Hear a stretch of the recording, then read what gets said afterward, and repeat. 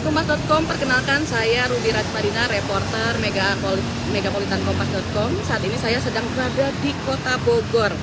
Nah, beberapa waktu lalu, tepatnya pada hari Selasa, bahwa di wilayah Tajur, Kecamatan Bogor Timur, terjadi kebakaran yang sangat hebat. Namun saat kebakaran tersebut, dua orang petugas damkar, yaitu Serikandi Damkar Kota Bogor, menerima perlakuan yang kurang menyenangkan, yaitu ditimpuk oleh batu oleh sekelompok oknum orang yang tidak dikenal. Nah, nanti kita akan berbincang-bincang dengan kedua korban yang menerima serangan batu dari orang-orang tersebut. Nah, saat ini saya sudah berada di Damkar Kota Bogor.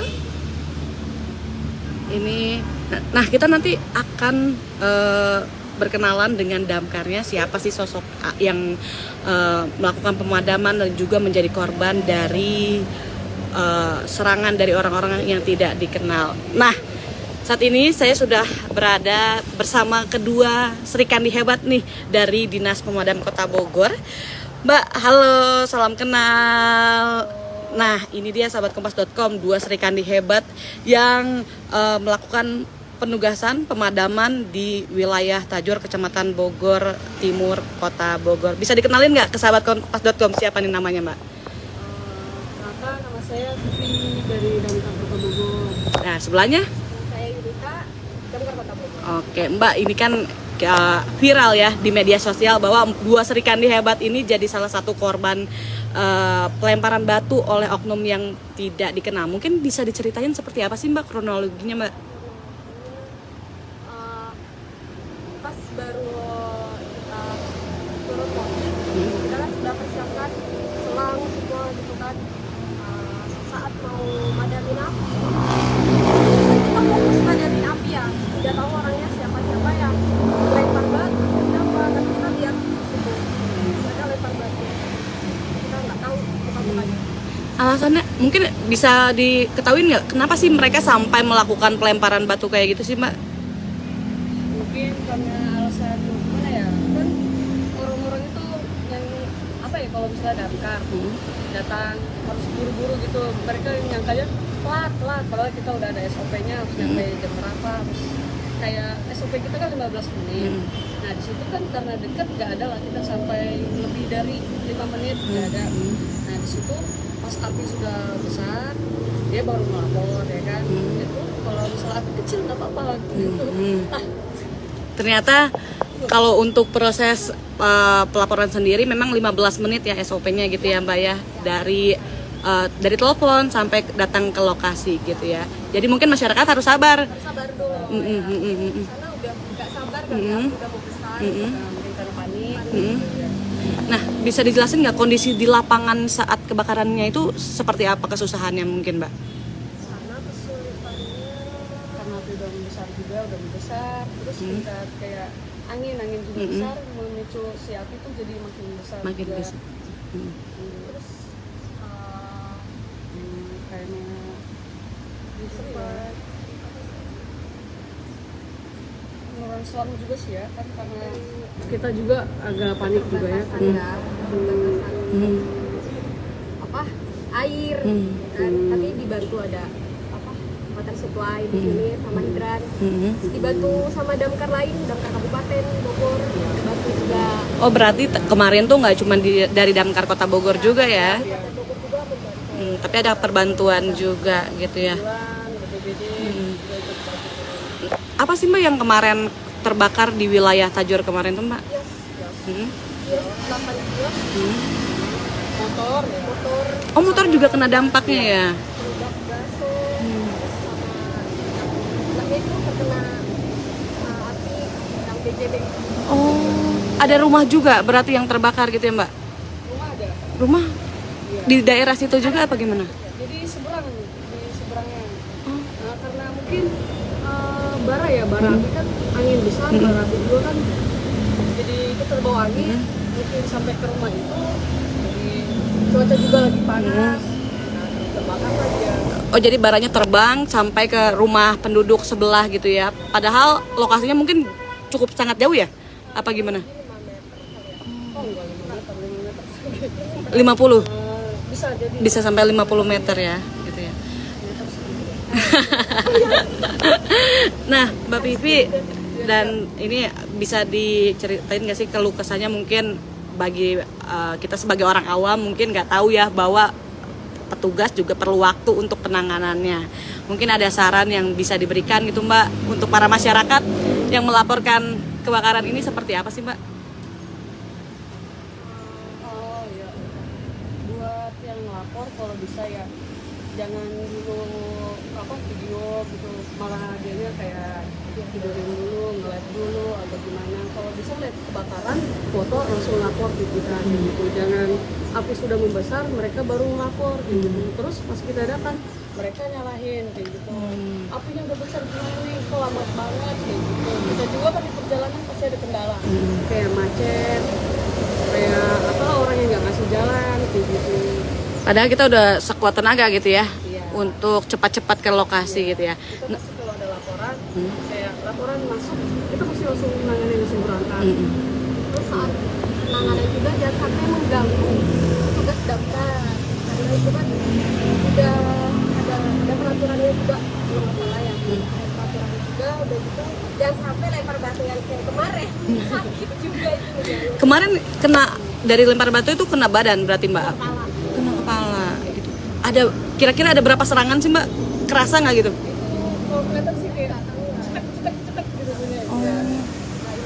Jadi batu-batu kecil gitu ya? Oh. Gede mungkin udah beda juga.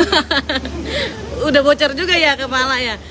Nah kita kan kepo banget ya sebagai orang yang nggak tahu dunia pemadam kebakaran seperti apa. Mungkin bisa diceritain nggak hal yang paling tidak pernah terlupakan dari Mbak semua? Ada nggak momen saat pemadam kebakaran sendiri Mbak? Bisa dijelasin satu-satu nih, ada momennya. Siapa dulu? Boleh Sweet kali ya? Mbak mungkin Mbak. kalau dari pemadaman kebakaran ya, pertama kali kita masuk daftar, pertama kali kita sama dari ini yang Gunung Putri, maksudnya yang di Sorban itu pertama kali kita terjun sebagai petugas damkar. Baru selama bekerja berapa 1 bulan kurang lebih ya. Kita baru tuh pertama kali jadi petugas damkar, ada kebakaran besar di sana. Nah Itu yang paling tidak terlupakan ya. kalau untuk penyelamatannya mungkin saat bencana tanah longsor ya, itu ada orang tua yang tertimbun reruntuhan, setengah badan gitu, dia masih setengah sadar gitu ya, itu sampai meninggalnya kita selamatkan. Mbak, yang soal di Gunung Putri itu sampai masih teringat sampai sekarang tuh kenapa memang Mbak itu kejadiannya? Dan lumayan lama juga soalnya pemadamannya, Terus pas bulan puasa juga yang itu. Berapa lama itu Mbak? terus sama 1 minggu kebakarannya. Apa yang terbakar di sana Mbak? dan Limbah ban. Oke. Jadi itu puasa, cuaca panas gitu ya. tempatnya luas juga, Tempatnya luas juga. Berarti berapa puluh orang yang ikut memadamkan di sana Mbak? banyak, dan kabupaten banyak, kota Bogor kita ikut bantuan di sana, kita bantuan Depok Jakarta juga. Ikut-ikut juga ya. Saking luas dan juga lamanya pemadaman. Kendalanya apa tuh Mbak kalau bisa diceritakan? karena si bara apinya mungkin ya di dalamnya itu masih Nyala. nyala kan, karena limbah itu ya susah ya, susah gitu, lambat. Makanya lama ya. Nah, Mbak Vivi coba. Ada nggak momen? Apa momennya sama? Sebaiknya beda ya. Gimana Mbak Vivi? Momen yang mana nih? Yang paling nggak bisa dilupain, teringat sampai sekarang. Bisa dilupain itu pasti ada banyak ya. Semua momen tuh nggak bisa dilupain sebenarnya. Kayak semua dari kejadian kebakaran, penyelamatan, semua masih ada momennya yang nggak bisa dilupain. Kita harus jaga kesehatan juga gitu. Momen yang lagi pada nggak enak badan, kita harus tetap stamina-nya kuat gitu. Terus momen saat kumpul-kumpul sama teman-teman yang lain dari instansi lain, momen pas madamin api, pasti di madamin api ada aja yang kecelakaan atau gimana, ada yang cedera atau gimana, itu gak bisa dilupain juga karena sakit. Bener. Terus momen sore solidaritas sih yang nggak bisa dilupain. Kita setiap momen itu dapat teman-teman baru, saudara baru, terus banyak lah ya. Mbak, ini kan kalau misalnya jadi damkar kan harus siaga 24 jam gitu ya. Itu gimana ngatur sama keluarga di rumah atau mungkin main sama teman-teman? Itu gimana? Apa semuanya udah diserahkan di tempat kerja atau gimana ngatur waktunya, Mbak? Antara kehidupan di rumah sama keluarga, kerjaan gitu. Kalau misalnya ngatur waktu sih, gimana ya Pak? Kita juga ada waktu liburnya juga ya. Nggak kayak kalau perempuan sama laki-laki itu beda. Kalau di Kota Bogor perempuannya nggak piket, jadi cuman dari Senin sampai Jumat dari jam 7.30 sampai jam 4. Cuman kalau misalnya kita sore ada kejadian, kita tetap ikut walaupun sampai malam. Kalau laki-laki 1 kali 24 jam. Jadi ada treatment khusus ya untuk damkar perempuan. Disebutnya apa sih, Mbak? Kalau ini Serikandi gitu ya. Kalau totalnya di sini ada berapa orang, Mbak? Apa ini? Serikandinya ada 6. Yang kebakaran di Tajur cuman berdua. Oh, bertiga. Tapi memang yang terkena pelemparan batu berdua ya. Oh, bertiga. Oke.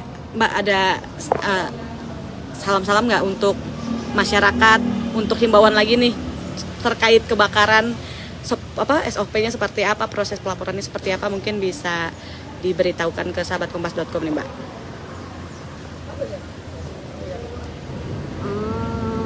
Buat apa sih?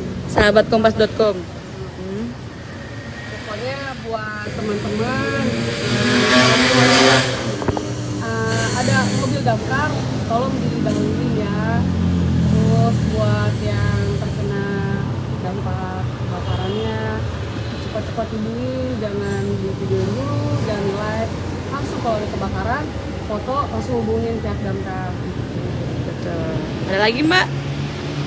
Cukup, udah itu aja. Nah, itu dia sahabatkompas.com, wawancara kita bersama dua Serikandi hebat ini. Semoga mereka sehat terus, panjang umur, diselamatkan saat tugasnya ya. Dan mungkin bagi masyarakat yang kalau misalnya tadi udah dibilang, kalau ngelihat mobil pemadam kebakaran sebaiknya minggir terlebih dahulu ya, diprioritaskan. Apa tuh?